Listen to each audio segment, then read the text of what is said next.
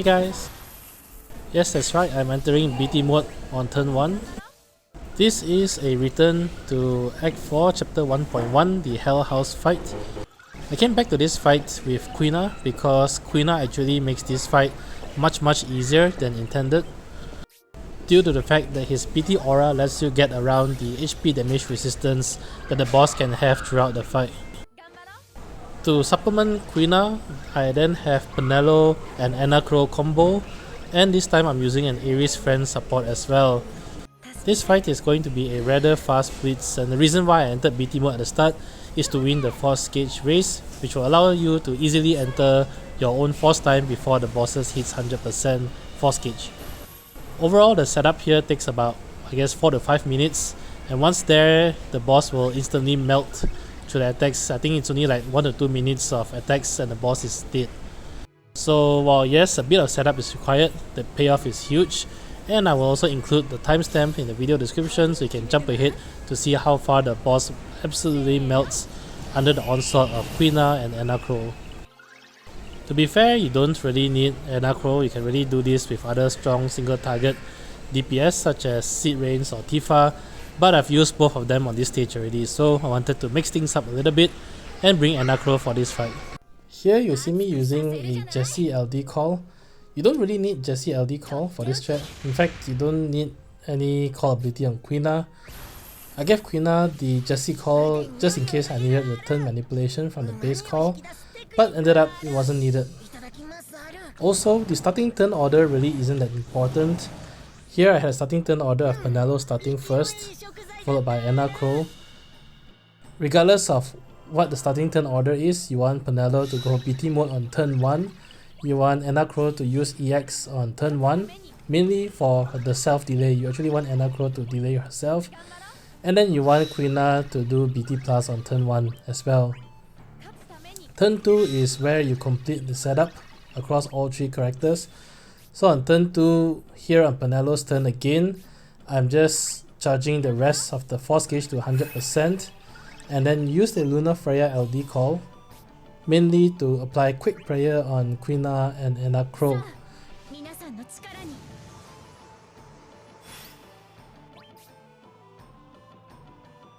Enter force time with Penelo, and this also will freeze the enemy's force time.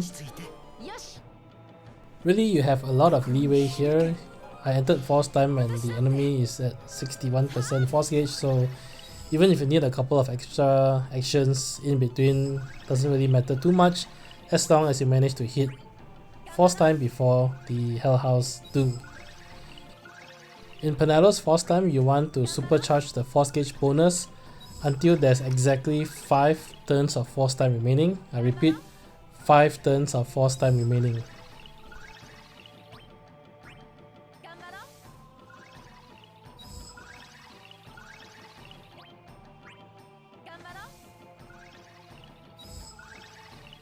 Alright, so I'm at 5 turns of force time, so this is where I swap Penelo out actually.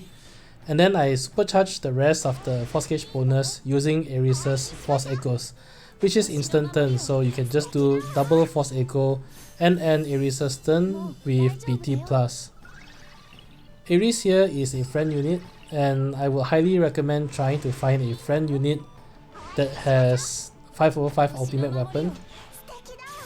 And you don't need a 5 turn friend unit, 3 turns is enough because beyond these 3 actions, Aerith will never get another turn the rest of the fight. Aerith is important here because of her BT+, giving her the gold frame buff. This helps to protect the rest of your party for the rest of the fight, negating Hell House's damage anytime you hit one of the threshold attacks.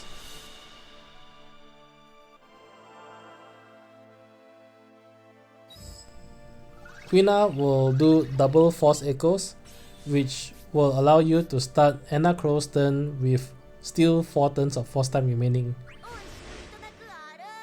The goal is to actually bring Hell House to phase 2 just as Enna Kros starts her turn. That might seem impossible because Enna Kros' turn is actually coming up next after Quina, but don't forget that you still have double range call on Enna Kros, and that comes in very importantly as well.